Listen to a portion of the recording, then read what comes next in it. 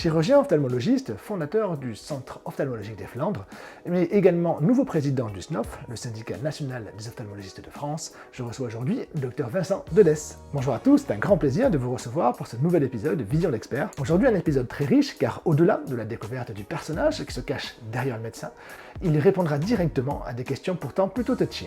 Nous aborderons les sujets de l'exercice multiple, la réduction des délais, la téléconsultation chez un opticien, mais également nous réaliserons une sorte d'atelier pratique de la cotation en parlant notamment de la Y8. Je ne vous en dis pas plus, je vous laisse regarder l'interview tournée il y a quelques jours et je vous retrouve juste après pour la conclusion. Allez, l'enregistrement est lancé. Docteur Vincent Dedès, merci beaucoup d'être ici pour ce podcast. Vision d'expert, parce que ça fait un petit moment que j'essaye de t'interviewer, évidemment. Tu étais très occupé, on se doute. Et puis maintenant, actualité brûlante fait que c'était absolument indispensable. Donc, je te remercie d'être ici. On va parler pendant cette petite heure passée ensemble de ton parcours, évidemment, tes ambitions personnelles, mais également pour le syndicat, évidemment, du parcours de soins, des cotations. Est-ce que ça te va comme programme ? Parfait, bonjour Sébastien, avec plaisir, sans souci, je suis à toi. Parfait. Donc, question rituelle, je vais d'abord te demander de te présenter toi-même pour nos auditeurs, pour les quelques qui ne te connaîtraient pas. Je m'appelle Vincent Dédès, je suis ophtalmo, j'ai 54 ans et effectivement j'ai été formé à Lille et j'ai eu effectivement un cursus, hospitalier puisque j'ai été, comme tout le monde, interne, chef de clinique, praticien hospitalier. J'ai démissionné après de l'hôpital pour créer une structure libérale avec, 5 collègues et aujourd'hui on est, effectivement un cabinet de groupe, plus important puisqu'on est un peu plus de 40 actuellement. Super, très bien. Alors, si on reprend la genèse de ta carrière, tu as fait un choix avec un superbe classement aux ECN. Qu'est-ce qui a fait que tu te sois orienté vers l'ophtalmologie? Le côté médico-chirurgical, aujourd'hui, moi, j'aime bien l'aspect technique, c'est quelque chose qui me plaisait bien déjà. Bon, pour pas rien te cacher, la médecine nucléaire m'attirait beaucoup. Voilà, j'ai fait comme d'autres un cursus parallèle, hein. J'ai une maîtrise de biophysique effectivement à côté. Mais finalement, la médecine nucléaire, le côté moins de contact avec le patient m'ennuyait un petit peu, même si j'aimais bien le côté matériel. Et donc finalement, je trouvais que l'ophtalmologie combinait le côté technique et le côté médical. Et le côté médico-chirurgical me plaisait bien, en fait. Donc bon, effectivement, je suis chirurgical et j'opère beaucoup. Mais je suis très content de voir mes patients en consultation et je suis très attaché à ça. Aujourd'hui, m'enfermer dans un bloc opératoire ne me plairait pas et ne me faire faire que de la consultation également ne me plairait pas. Donc finalement, l'ophtalmologie, qui combinait le côté très technique, un peu technologique, l'évolution rapide, des consultations et de la chirurgie, voilà, la spécialité me plaisait dans sa globalité, en fait. D'accord, très bien. Ça, c'est souvent ce qui revient, le côté vraiment médical, chirurgical, un peu, très polyvalent, quoi. Parfait, donc du coup, tu as créé une belle structure, tu le disais, hein, le COF, à Lille. Qu'est-ce qui fait que tu aies eu envie à un moment donné, alors déjà depuis de longues années, hein, puis ça fait un petit moment que tu es déjà au syndicat, qu'est-ce qui a fait que tu aies voulu, carrément prendre le poste suprême, on va dire, le poste de président? Alors, je ne sais pas si c'est quelque chose qu'on veut. En fait, voilà, c'est l'orientation se fait, on s'implique. Alors déjà, c'est la présence des gens qui y étaient. Effectivement, je rejoins le syndicat il y a un peu plus de 10 ans, donc au départ, tout simplement en tant qu'adhérent. Après, effectivement, au conseil d'administration, puis après, je suis rentré effectivement au bureau, secrétaire général adjoint, puis secrétaire général. Et puis maintenant, effectivement, j'ai été élu président. Alors, c'est la rencontre tout simplement des gens qui y travaillent, hein, des gens comme Thierry Bourg, et voilà, je tiens à remercier, hein, c'est vraiment quelqu'un qui a une vision sur la filière ophtalmologique, sur la filière visuelle, sur laquelle je me retrouve essentiellement, c'est-à-dire effectivement être au service du patient dans un premier temps, faire un travail de qualité tout en effectivement gardant une sécurité et protéger effectivement les ophtalmologistes dans leurs pratiques, que ce soit des pratiques pertinentes ou déontologiques. C'est quelque chose qui était très attaché et l'ensemble du bureau auquel j'ai pu participer ces dernières années, c'était quelque chose d'important pour eux. Je me suis retrouvé effectivement dans ces valeurs. Et puis bon, j'ai appris énormément effectivement aux côtés de ces gens-là, donc avec bon voilà, Thierry, Pierre Pégourier, Béatrice Kochner au CNP, voilà, tout ça, c'est des gens qui ont servi. Alors d'autres, hein, je vais probablement en oublier, hein, Chantal Nouvel qui est aussi très présente, Jean-Paul Tamac qui sont des gens. Voilà, l'équipe également du SNOF, hein, je suis actuellement au SNOF, voilà, je suis effectivement dans les locaux du SNOF à Strasbourg avec Elisabeth et les gens qui y travaillent. Bon, c'est des gens qui sont des pièces maîtresses, hein, du syndicat.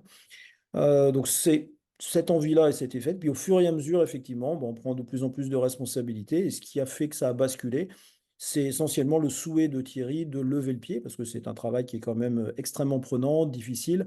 On est au front pour la plupart du temps. Il y a beaucoup de personnes qui considèrent que c'est très simple, il y a qu'à, il faut, on peut renverser la table et puis tout va bien. C'est quand même quelque chose de compliqué. On est dans le compromis. La filière visuelle aujourd'hui est une et les ophtalmos sont considérés comme des gens plutôt responsables, qui ont évolué, qui ont transformé la profession. On est maintenant plutôt écouté effectivement par les autorités. C'est grâce à Thierry. Effectivement, c'est dans ce mouvement-là que effectivement, je m'inscris. Et Thierry souhaitant arrêter à juste titre, même s'il est resté dans le bureau, parce qu'on a besoin de ses compétences, et j'en avais besoin, hein, ça faisait partie un peu du deal. Hein, je voulais qu'il soit effectivement en soutien derrière moi, parce que c'est quand même important. Donc effectivement, c'est pour ça que je me suis présenté, effectivement, avec l'accord de l'ancien bureau. On a eu des réunions entre-temps en disant, bah, écoutez, si vous pensez que je suis en capacité, je veux bien. Si vous pensez que je ne suis pas, bien évidemment, je vous écouterai. Donc j'ai échangé avec ces gens-là et c'est avec le soutien, effectivement, des gens qui étaient déjà impliqués de quelques années et de ceux qui souhaitaient s'impliquer plus dans les années à venir que je me suis présenté, effectivement, auquel j'ai été élu. Les adhérents m'ont fait confiance et voilà, aujourd'hui, je suis plutôt content. C'est vrai que c'est un nouveau challenge avec beaucoup de choses à faire. Et on a changé le bureau, on a mis des gens des gens plus jeunes, des gens moins jeunes pour pouvoir bénéficier de l'expérience des deux, et des gens qui ont l'habitude. Ça bouge beaucoup quand même en ophtalmologie. C'est une filière qui est quand même très, très évolutive. D'accord, mais c'est vrai que le SNOF dans l'univers syndical est un peu une exception parce que je crois que la quasi moitié des ophtalmologues français sont au syndicat, ce qui est quand même déjà très important. Moi, je suis très curieux, donc du coup, je voulais savoir qu'est-ce que ça change pour toi. Toi, tu es habitué à faire évidemment ton action syndicale était déjà dans ta vie quotidienne, mais est-ce que le poste de président va engendrer forcément peut-être une baisse de tes consultations, baisse de ta chirurgie, ou pas du tout, tu vas pouvoir garder un peu la même organisation? Non, aujourd'hui, c'est organisé avec une baisse de mon activité, en accord avec mes collègues. Donc, c'est plus facile, effectivement, parce que je suis dans un groupe conséquent hein, de collègues. Ça fait déjà quelques années qu'ils m'aidaient, hein, déjà, de toute façon, parce que mon activité jusqu'à présent était bénévole. Donc, effectivement, la réduction d'activité était globalement portée et partagée par mes collègues. Donc là, aujourd'hui, on va aller un peu plus loin, effectivement, dans la réduction de mon activité médicale et chirurgicale. C'est vrai que c'était un vrai choix de ma part. Donc effectivement, j'ai ajusté mon agenda, j'ai réduit mes consultations, j'ai réduit effectivement probablement mes plages de chirurgie, même si aujourd'hui, en vieillissant, je travaille surtout sur la chirurgie, sur des patients adressés ou sur des choses un peu plus techniques. Donc là-dessus, ça ne devrait pas forcément énormément changer. Donc ça a ajusté et puis on a créé ce qu'on appelle bon, des choses compliquées, hein, ce que tu connais bien pour les gens qui gèrent nos agendas, hein, de ce qu'on appelle nos managers ou ce genre de choses, des demi-journées ou des journées un peu flottantes hein, qui sont libres pour pouvoir déplacer en catastrophe les patients en cas de réunion, parce qu'on a parfois des sujets brûlants ou des demandes, il faut descendre au ministère, il faut descendre à la DGOS et puis on le sait 2, 3 jours avant, donc on a prévu des trous effectivement pour pouvoir déplacer effectivement mes patients et pouvoir leur proposer autre chose en fait.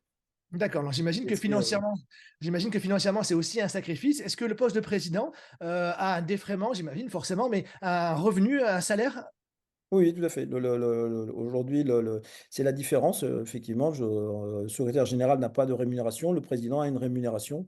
Bon, c'est pas vraiment un secret, hein, tous les adhérents sont au courant, mais c'est effectivement très très loin de ce que je gagnerais en consultant ou en opérant, bien évidemment, et c'est tout à fait normal, hein, parce que c'est une autre fonction, une autre responsabilité.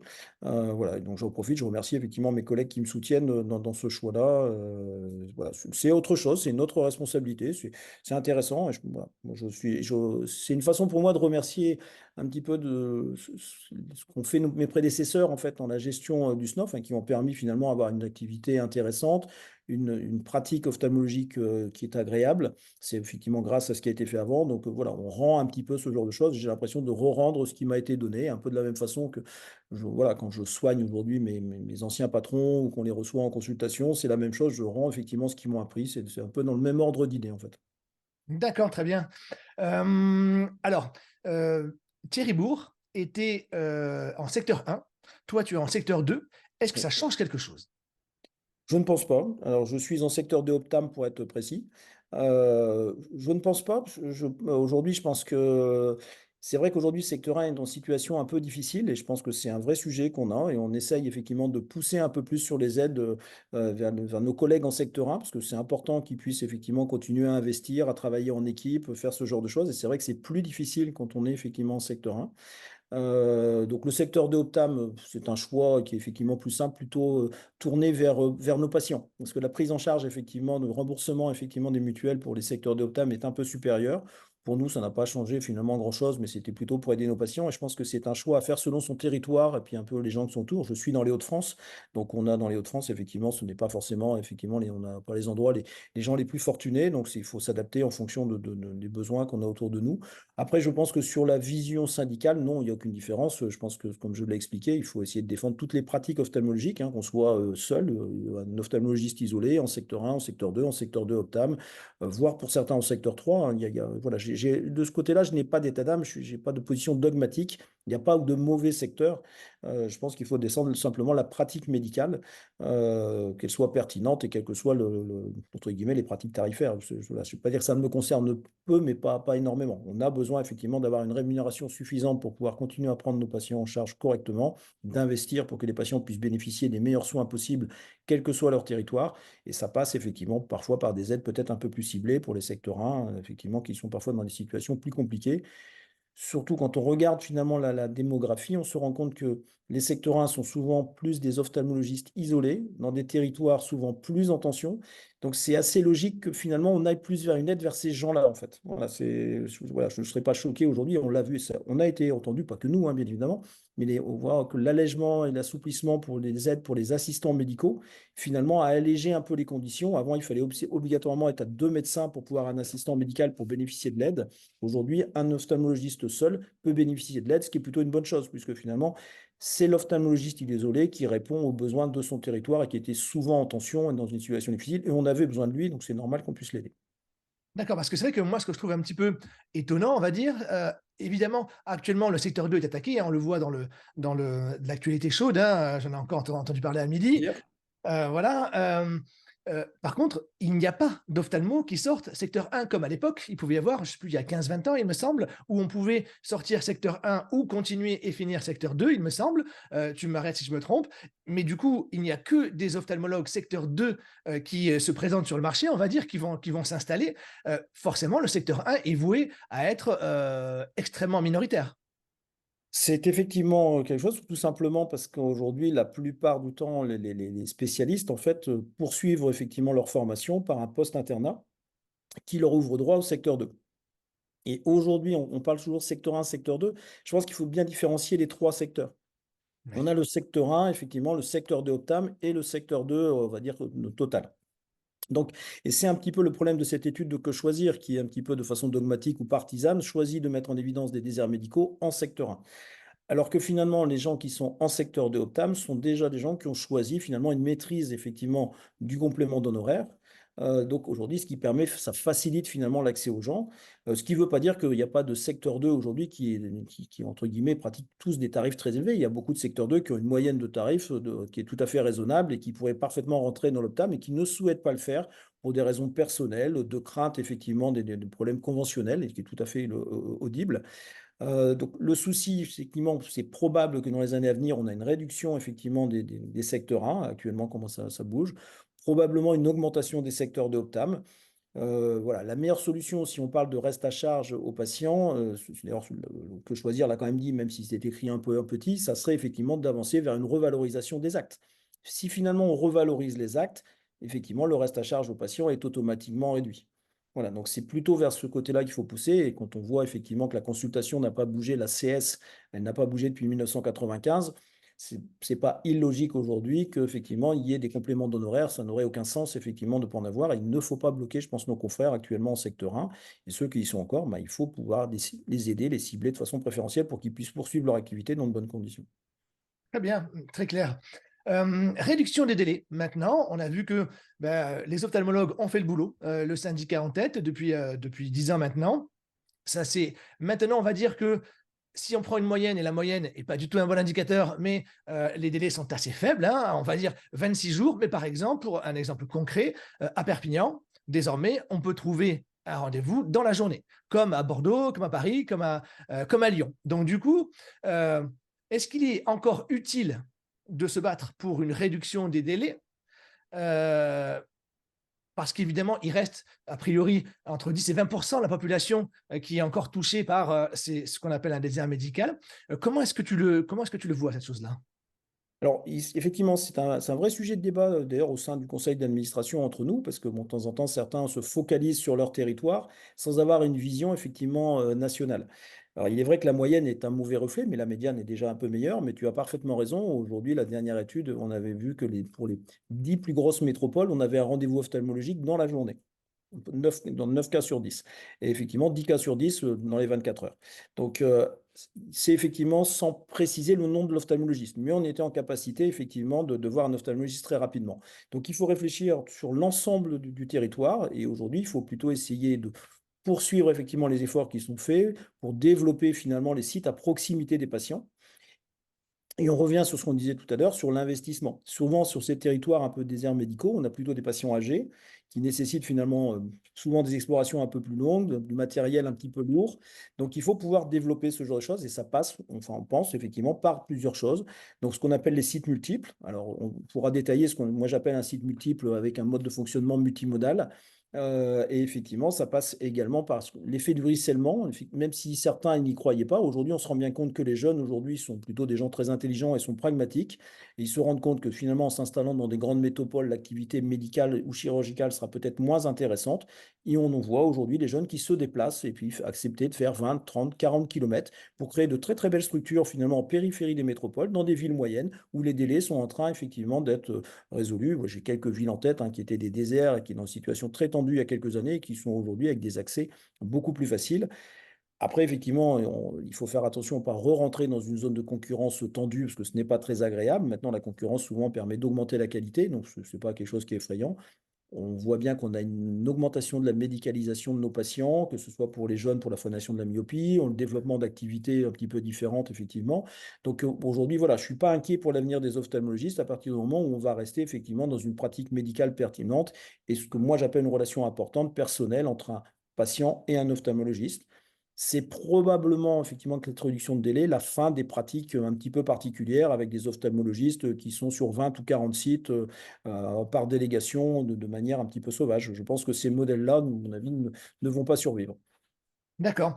Donc, tu as introduit le sujet. Auparavant, on parlait de sites secondaires. Maintenant, on parle plus de sites multiples.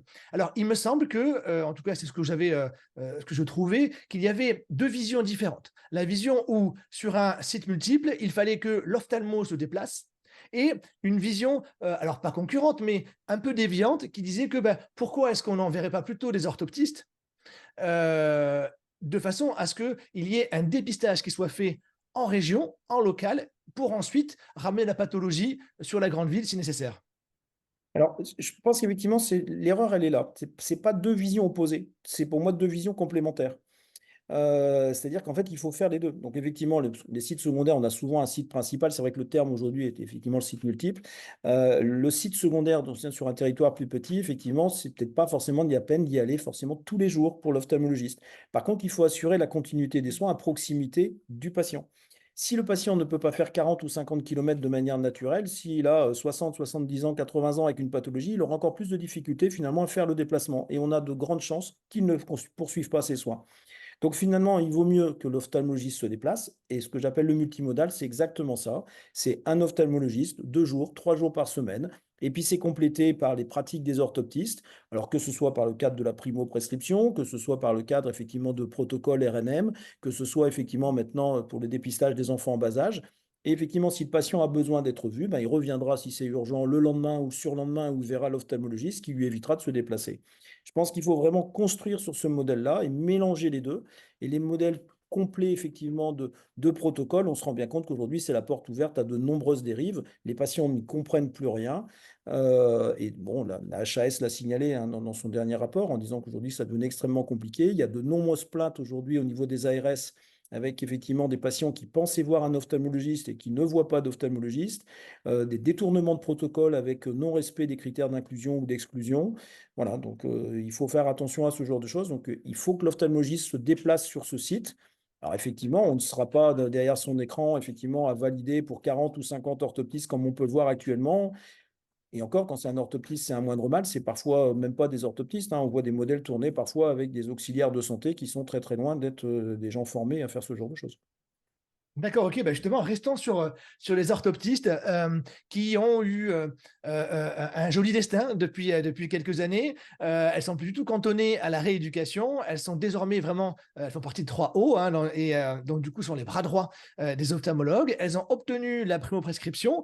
Hem, Comment tu penses que alors parce que moi, il y avait un truc qui m'étonnait, c'est qu'on leur donne la primo-prescription alors que finalement, elles sont tellement peu nombreuses qu'elles n'ont pas de place dans leur agenda. Parfois, elles ont des délais qui sont plus longs que les ophtalmos. Donc, comment est-ce qu'elles vont pouvoir faire ceci? Est-ce que du coup, on a anticipé et avec l'augmentation des promos, on estime qu'à terme, on va pouvoir réussir, mais en même temps, on réduit les délais. Certains ophtalmos ont du mal à trouver du patient en centre de Lyon, par exemple, et on leur enlève aussi des lunettes.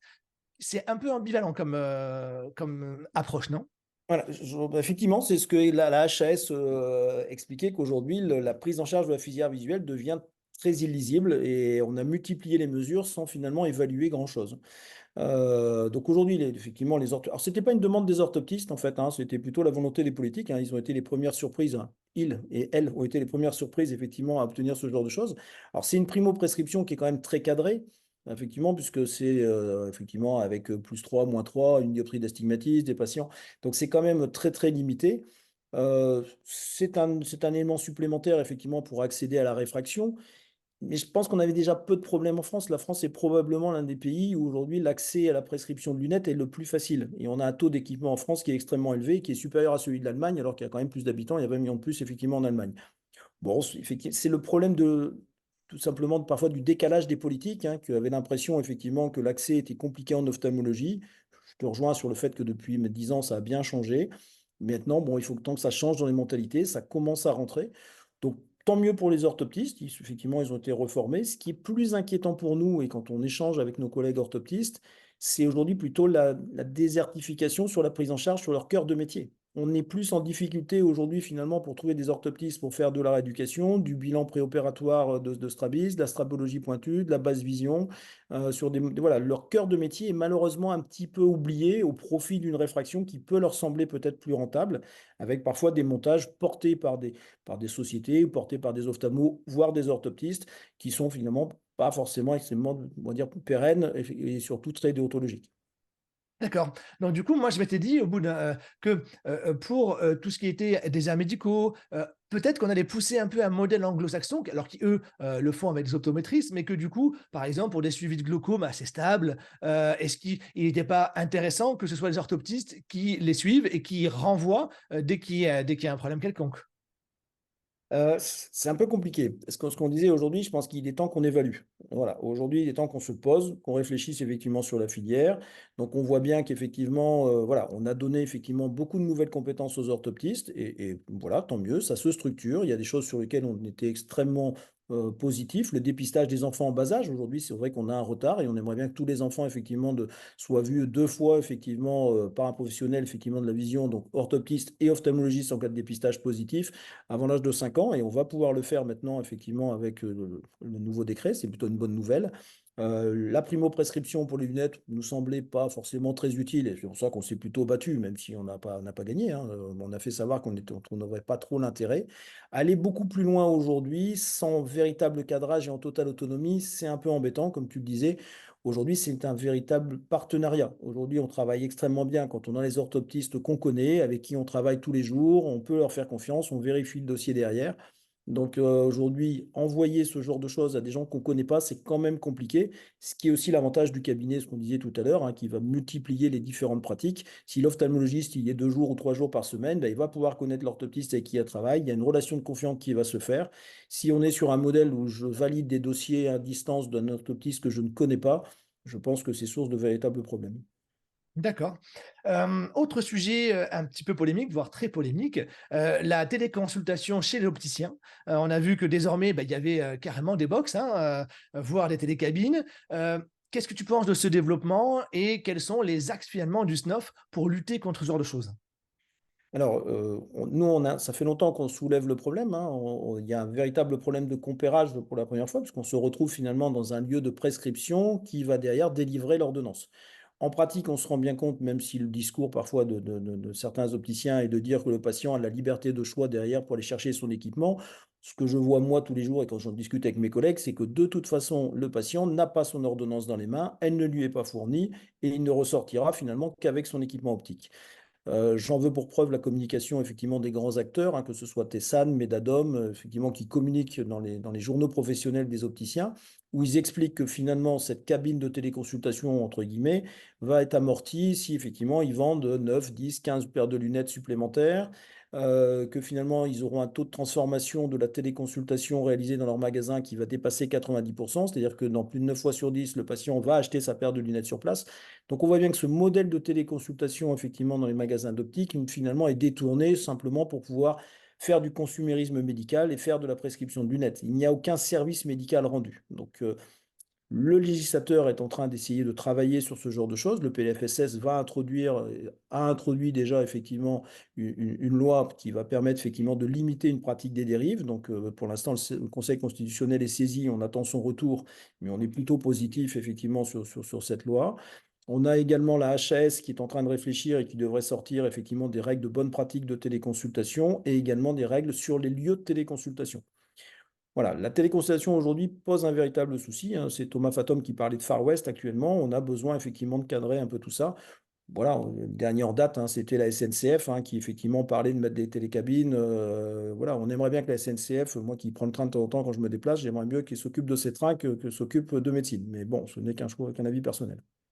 Très bien, super.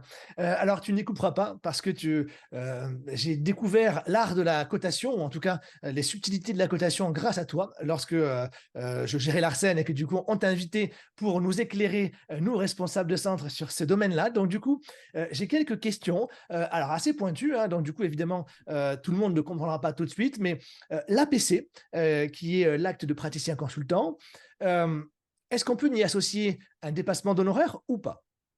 La réponse est oui. D'accord, très bien. Parce Je vais que essayer d'être clair. Voilà, pas voilà, de souci. parfait. Eh beh, écoute, j'avais 2 versions différentes. Écoute, je suis content puisque c'est ce que je Alors, pensais également. La YY8, l'APC, on peut, ouais, si on peut aller bien plus sûr. loin, si tu veux, Ouais, pour vas-y, vas-y, compliquer ouais. les choses, parce que c'est toujours compliqué, hein. C'est vrai qu'aujourd'hui, on n'est pas loin de. Moi, j'aimerais bien qu'on forme un peu plus nos collègues demain à l'entreprise médicale. On est en discussion effectivement avec le COUF, parce qu'on se rend bien compte que certains collègues signent parfois des contrats et quand on les voit arriver chez nous après pour avoir des avis, quand je dis chez nous, c'est au SNOF, hein, pour avoir des avis sur leurs contrats et surtout dans des situations difficiles, on dit, mon Dieu, on aurait dû les former un peu avant, comment ils ont pu signer des choses pareilles. Et effectivement, sur les cotations, ça devient vraiment, il faudrait quasiment effectivement un diplôme spécifique, ça bouge tout le temps, c'est très très compliqué, l'interprétation n'est pas simple. Donc pour l'APC, il n'y a aucun problème.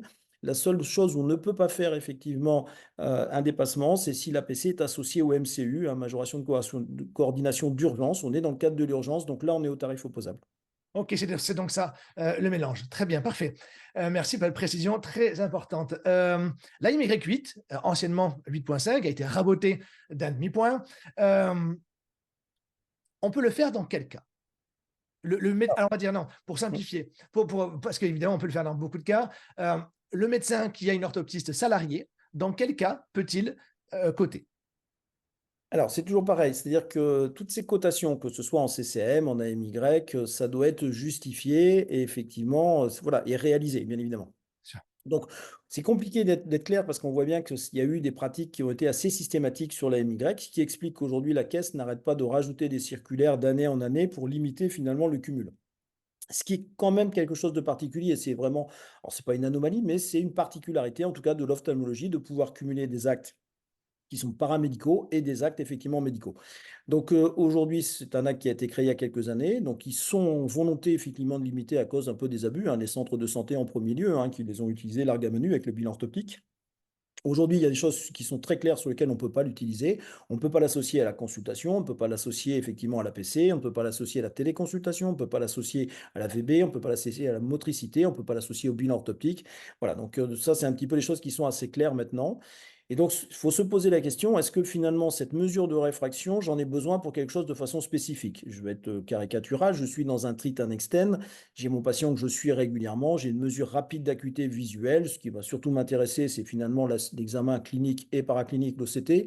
Je vais injecter ou pas injecter. Coter systématiquement un AMY8, me paraît difficilement défendable. Le patient, toujours le même patient, en DMLA, il vient régulièrement, il me demande cette fois-ci de changer sa réfraction, de modifier sa correction optique, parce qu'effectivement, il est un peu gêné. Il a une réfraction qui est faite par l'orthoptiste avant. Je vais continuer, bien évidemment, la surveillance de sa DMLA, de sa rétine, je vais faire son OCT. Il paraît licite, effectivement, de programmer, dans ces cas-là, de pouvoir coter un IMY8, et effectivement, dans ces cas-là, mon OCT ou l'examen de clinique classique. Voilà. Donc ça, c'est un petit peu la version qu'on a aujourd'hui. C'est difficile d'évaluer, hein, clairement. Voilà, si on veut être très large, mais ça va peut-être inquiéter certains et puis peut-être rassurer d'autres. Voilà, si on dit 15% dans nos axes, ça paraît pas complètement illogique. Au-delà, il faut se poser un peu des questions. Alors, sur quoi je m'appuie sur ces chiffres? Aujourd'hui, la caisse n'a pas encore sorti, parce qu'ils avaient fait des erreurs dans les profils de pratique des ophtalmologistes, hein, c'est à peu près 5000 ophtalmologistes. On se rendait bien compte qu'à peu près c'était 200 ophtalmologistes qui réalisaient quasiment 99% des cotations à MY. Donc finalement, on voit bien que la très grande majorité cote assez peu les AMY. Alors pourquoi ils ont fait ce profil, on ne sait pas. Bon, est-ce qu'ils vont s'en servir demain pour cibler effectivement ceux qui ont des pratiques un peu particulières? Voilà, c'est possible, ça peut être inquiétant. Donc pour l'instant, ils sont repartis avec leurs chiffres parce qu'ils avaient mélangé effectivement certaines choses. Donc ça va peut-être ressortir. Mais on voit bien que finalement, la l'MY8 maintenant est finalement associée de façon très modérée par la très très grande majorité de nos collègues. D'accord, parce que moi, ce que je vois sur le terrain, hein, tous les jours, c'est que beaucoup d'ophtalmos vont se servir d'AMY8 lorsqu'il y a une nécessité de mesure de la réfraction. Donc, par exemple, un patient qui prend rendez-vous, qui a sa vue qui a baissé, enfin peu importe, on va dire, hein, le motif. Donc, du coup, lui, son diagnostic, il va se baser sur la mesure de la réfraction. Et donc, dans beaucoup de cas, je vois que c'est souvent coté. Mais a priori, selon ta version, euh, Voilà. il n'aurait pas le Alors, droit. en fait, non, non, c'est pas ce que j'ai dit. Alors, il n'est pas si souvent coté que ça. C'est-à-dire que là, le patient qui vient une fois, il fait un MY8, l'orthoptiste, lors de sa réfraction, a dépisté, voilà, je sais pas, une tension élevée, elle va voilà, avec des prédiscussions avec l'ophtalmologiste, il va demander une pachymétrie qui est fait en systématique, il va demander effectivement un OCT pour analyser la papille, il n'y a aucun sujet. Là, on y est dessus. Là où je suis en désaccord, c'est sur l'utilisation fréquente. Finalement, on se rend bien compte que ce n'est pas utilisé si fréquemment. Voilà, j'ai quand même moi aussi été très très surpris effectivement des chiffres de la caisse. En fait, je m'attendais effectivement, comme toi, à avoir effectivement une utilisation beaucoup plus massive des AMY 8. En pratique, non. On se rend bien compte que finalement, c'est une petite minorité effectivement de nos confrères qui l'utilisent et la plupart d'entre nous ont une utilisation très modérée et qui sera tout à fait justifiable en cas de contrôle. Après, mon discours, voilà, on l'a déjà entendu, hein, ça fait longtemps, quand on a vu apparaître cette cotation supplémentaire, il n'était pas prévu pour effectivement financer le travail aidé. Donc la caisse, d'ailleurs, quand effectivement elle avait créé cet acte, elle était partie sur une estimation de l'ordre de 400 000 euros la première année, et la première année, ça lui a coûté 20 millions d'euros. Donc finalement, elle n'a pas prévu effectivement l'utilisation massive de cet acte, et aujourd'hui, elle court un petit peu après depuis longtemps. Bon, comment ça va se passer pour l'avenir, c'est difficile à dire. Ça peut être utile dans certains cas, ça peut aider effectivement à l'embauche. On parlait tout à l'heure de secteur 1, effectivement, pour financer l'embauche d'une orthoptiste pour nos collègues secteur 1. Donc voilà, tout n'est pas négatif, mais effectivement, il y a eu derrière des utilisations massives, voire frauduleuses des AMY, effectivement, par des ophtalmos ou par des orthoptistes, bien évidemment. Et juste un rappel, ça doit être coté si l'examen est fait, bien évidemment, par un orthoptiste. Parce qu'on a aussi des retours, effectivement, de structures où il n'y a pas d'orthoptiste, où il y a un orthoptiste et qui, en pratique, va faire 200 AMY pour la journée, pour les autres aides, puisqu'aujourd'hui, on peut avoir d'autres aides dans nos cabinets, bien évidemment. Mais là, on est carrément dans la fraude. J'avais entendu dire que depuis, j'entends ça depuis 2 ans, que la Y8 est en moratoire par la CNAM. Ça veut dire quoi? Parce que c'est toujours en moratoire. Normalement, moratoire, c'est sur une période et puis on décide de quelque chose. Alors, le moratoire ne concerne pas la MY8. Le moratoire concerne le bilan orthoptique. Ok. Donc, et ce moratoire est globalement tombé, c'est-à-dire qu'on pouvait continuer à l'utiliser dans ce qui nous semblait être justifié, raisonné. Voilà, il faut toujours revenir au principe de base, hein. Un acte CCM, je ne peux pas facturer un acte parce que j'ai envie de le faire. Voilà, on parlait tout à l'heure de l'OCT, hein, on a beaucoup de centres de santé qui faisaient de façon systématique des OCT pour, voilà, alors leur discours c'est je dépiste, la réponse est non, je demande un OCT parce qu'effectivement je dépiste l'examen clinique un examen, je dépiste une anomalie, pardon, et effectivement, je fais un OCT, j'interprète l'OCT. Là, bien évidemment, je peux coter l'OCT. C'est la même chose pour les AMY. Donc le moratoire est maintenant tombé et c'était pour le bilan orthoptique, ça permettait de l'utiliser dans des conditions toujours classiques, conventionnelles. Maintenant, effectivement, l'association du bilan orthoptique est plus cadrée. On peut l'utiliser effectivement dans le cadre pour des gens qui font de la chirurgie du strabisme, en bilan préopératoire de strabisme, bilan post-opératoire de strabisme. Donc c'est vrai que si vous utilisez et que vous ne faites pas de chirurgie de strabisme, ça sera difficilement justifiable. Les pathologies infantiles rares, voilà, il y a un cadrage aujourd'hui qui est fait effectivement sur l'association du bilan orthoptique associé à une consultation. Donc quelqu'un qui fait de l'astrabologie et qui opère régulièrement, on lui envoie un patient, il demande à son orthoptiste de faire un bilan orthoptique, il voit le patient derrière, il va lui expliquer effectivement le bilan, lui expliquer la pratique, s'il a besoin d'une chirurgie, qu'est-ce que c'est la chirurgie, qu'est-ce qu'il peut attendre de sa chirurgie. Il peut coter effectivement un bilan orthoptique plus une consultation derrière. Voilà, donc pour la caisse, ça va être assez facile à vérifier, puisqu'en fait, celui qui est strabologue va avoir régulièrement des actes de chirurgie de strabologie dans ses cotations. Voilà, en dehors de ce cas-là, c'est sera plus difficile à utiliser. D'accord. On reste sur la MY8, par contre, on est sur des pratiques qui sont beaucoup plus rares, hein, évidemment, mais que j'ai vu pratiquer et qui, j'ai l'impression, on le vend en poupe, c'est le fait que ce soit sur un site multiple, on va dire, donc sur un site secondaire ou sur le site principal, mais on va dire de façon assez cloisonnée de l'activité du praticien, de l'ophtalmologue, l'orthoptiste salarié qui va voir le patient, en fait, hors protocole, RNO, RNM, va le Mmh. voir, va faire coter finalement AMY8 plus HN. Est-ce que Ouais. tu as déjà entendu parler de ça? Et Oui, oui, quelle est bien sûr. la position du SNOF là-dessus? Alors, c'est pareil, on a déjà débattu, hein, c'est ce qu'on appelle effectivement ces espèces de cabinets d'ophtalmologie un petit peu sans présence ophtalmologique. C'est le vrai débat qu'on a actuellement aujourd'hui. Qu'est-ce qu'un cabinet d'ophtalmologie? Donc pour nous, un cabinet d'ophtalmologie, il faut qu'il y ait au moins un ophtalmologiste de temps en temps. Donc, c'est paraît difficile aujourd'hui de parler de cabinet d'ophtalmologie sans avoir d'ophtalmologiste sur place. Pas forcément en permanence, mais de façon régulière.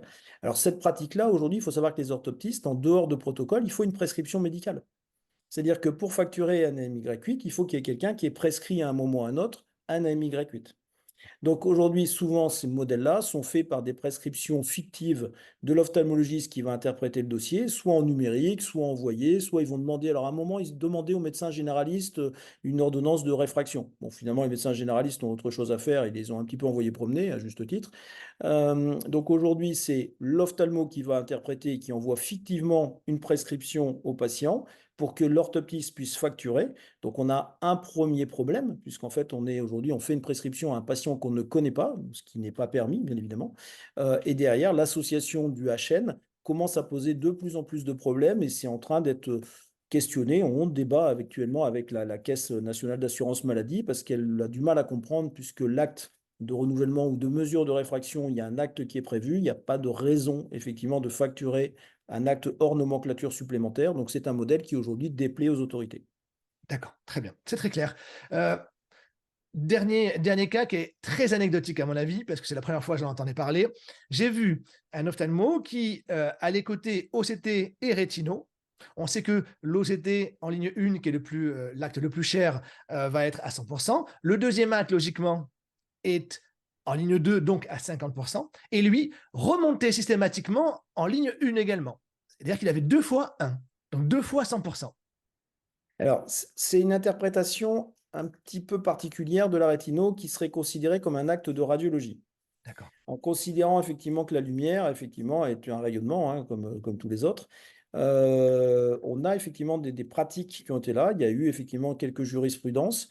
Je déconseille cette pratique-là parce que tout simplement, aujourd'hui, au niveau national, quand cette pratique va être remontée, ressortie et sortir des chiffres, elle va être retoquée tout simplement d'un trait de plume par une circulaire, en fait. D'accord. Voilà. On peut l'entendre effectivement et juridiquement, on peut se battre sur ce genre de choses, mais c'est effectivement considérer que la rétino est un acte de radiologie. Voilà, ce qu'il faut bien comprendre, c'est qu'effectivement, c'est assez facile pour la caisse d'aller rectifier ce genre de choses. Bon, aujourd'hui, c'est une anomalie ou c'est effectivement quelque chose qui n'est pas clair tout simplement dans la nomenclature. Donc aujourd'hui, je ne peux pas le conseiller aux gens. On ne peut pas conseiller aux gens de faire des pratiques qui vont être arrêtées assez rapidement dès qu'elles vont se généraliser. Il faut être très clair. Aujourd'hui, bon, on en parle. J'espère qu'effectivement, les gens qui font ce genre de choses voilà, n'en font pas de manière industrielle. Et si effectivement ta vidéo arrive dans les mains effectivement, de gens qui décident, je ne suis pas certain que la circulaire ne tombera pas rapidement.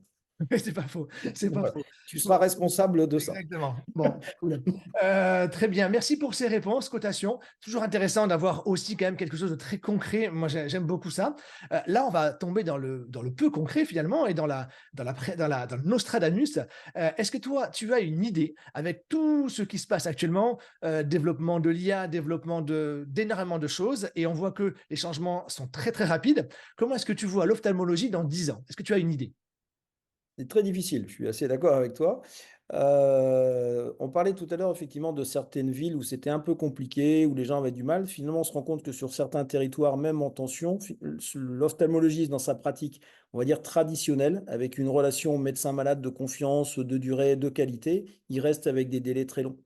Donc finalement, le conseil que je donnerais aux jeunes, effectivement, quand ils veulent se projeter pour les 10 années à venir, je pense, un, c'est de se regrouper. Aujourd'hui, ça devient compliqué quand même pour nous, effectivement, de travailler de manière isolée.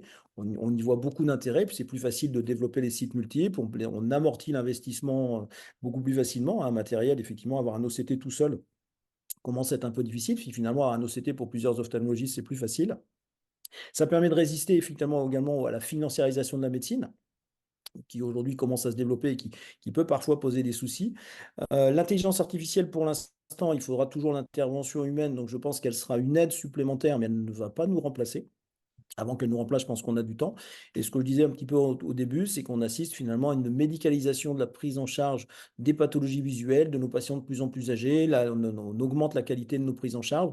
Voilà, donc je ne suis pas très inquiet. Je pense qu'on aura toujours du travail, mais c'est vrai qu'on va s'organiser de plus en plus. Le travail aidé aujourd'hui, c'est plus de 80%. Donc on va continuer de travailler en équipe. On va être de plus en plus pluridisciplinaire avec de plus en plus de monde autour de nous, des orthoptistes, bien évidemment, des infirmières, des gens qui vont faire de l'éducation thérapeutique, on va avoir des assistants médicaux et on va mailler un peu plus le territoire. Je pense que ça, on va se structurer de plus en plus et c'est vrai que l'ophtalmologie est probablement un petit peu un exemple pour les autres spécialités qui sont actuellement beaucoup plus en difficulté que nous. Alors, dernière question. Tu en parlais, la financiarisation de la médecine. Euh, J'entends des discours où euh, l'ophtalmologie prend la voie finalement de la radiologie ou de la biologie, où c'est tellement regroupé, c'est qu'au bout, au bout du regroupement, eh ben, en fait, il y a une structure financière qui va absorber, et on voit maintenant en biologie médicale où ce sont des groupes énormes qui gèrent tout ça. Est-ce que tu penses que c'est réalisable, souhaitable ou pas en ophtalmo? Alors, c'était une des possibilités. Actuellement, on voit qu'on a plutôt un retour en arrière. On a effectivement des cabinets de radiologie aujourd'hui qui ont été radiés, tout simplement parce qu'en fait, le montage financier avec l'investisseur n'était pas correct et les médecins perdaient le contrôle. Le montage de CELAS avec effectivement des actions avec des pouvoirs différents, c'est-à-dire qu'en fait les gens gardent fictivement la majorité, mais en fait ont des actions qui n'ont strictement aucun pouvoir, ni capitalistique, ni décisionnel, sont en train d'être retoquées effectivement par le Conseil de l'Ordre avec effectivement des refus, voire des radiations maintenant. C'est vrai qu'il y a une dizaine d'années, il y avait une volonté plutôt de simplifier les acteurs médicaux. Aujourd'hui, ils se sont rendus compte que quand on fait rentrer des financiers, alors je ne faut pas se tromper sur mon discours de financier. On a tous des financiers derrière nous, c'est notre banque, hein. Quand on emprunte, c'est des gens, voilà, on rembourse un taux d'intérêt, c'est tout à fait normal. Sans la finance, on va dire saine, on ne peut pas évoluer, il n'y a pas de progression. Par contre, des financiers qui ont une vision à court terme, qui est effectivement tout simplement j'achète, je revends 5 ans plus tard, je restructure et je cherche la culbute, ce qu'on appelle des fonds d'investissement spéculatifs, c'est quelque chose de difficile à maîtriser, puisqu'en fait, bon, finalement, ils vont se servir tout simplement sur l'effort national qui est la sécurité sociale et les complémentaires santé. Cela nous pose un véritable problème. Et aujourd'hui, effectivement, les tutelles se sont rendues compte que souvent, on y perdait en pertinence de soins. C'était souvent des coûts plus chers. Donc, il y a un vrai marche arrière actuellement. Et pour la première fois, le rapport chargé-produit de la Caisse nationale d'assurance maladie a commencé à dire qu'il y avait un problème sur la financiarisation, effectivement, de la médecine. Donc, probablement que l'ophtalmologie était ciblée. Et voilà, ce n'est pas un secret. Les grosses structures comme la nôtre ont été approchées par des fonds d'investissement avec des sommes mirobolantes, hein. Ils sont venus nous voir avec des sommes très, très importantes. Mais en fait, on vendait notre liberté, on vendait l'avenir de nos collègues. Voilà, aujourd'hui, la grande majorité de la profession est attachée effectivement à sa liberté de prescription. Mais on a d'autres mondes, hein, qui sont touchés, hein. Les vétérinaires, aujourd'hui, ils sont très, très investis chez les vétérinaires. C'est pareil, ça commence à réagir. Donc peut-être que finalement, l'ophtalmologie va peut-être être le frein ou le tournant de cette financiarisation avec le soutien du Conseil national de l'ordre et effectivement, cette fois-ci, des tutelles. D'accord, très bien. Eh bien, écoute, Vincent, je te remercie. C'était passionnant, comme d'habitude avec toi. Je te félicite encore pour cette élection. Je te souhaite bon vent. J'espère que vous allez pouvoir continuer à faire avancer l'ophtalmologie comme ça a été fait avant toi. Et puis, on se croisera sûrement à la SFO notamment. Avec plaisir. Merci beaucoup à toi. À bientôt. Voilà, je vous retrouve pour la conclusion de cet épisode de Vision d'expert. J'espère qu'il vous a plu, que vous avez appris des choses. En tout cas, pour moi, j'ai pris beaucoup de plaisir. C'est toujours intéressant de discuter avec Vincent, qui est toujours très direct et qui connaît ses sujets par cœur. Mon objectif étant de vous apporter toujours plus de valeur, n'hésitez pas à me dire ce que vous avez apprécié et ce que vous aimeriez que j'améliore. Voilà, merci d'avoir regardé cet épisode jusqu'au bout. N'hésitez pas à liker, commenter et partager. Je vous souhaite une belle journée et je vous dis à très vite pour un nouvel épisode.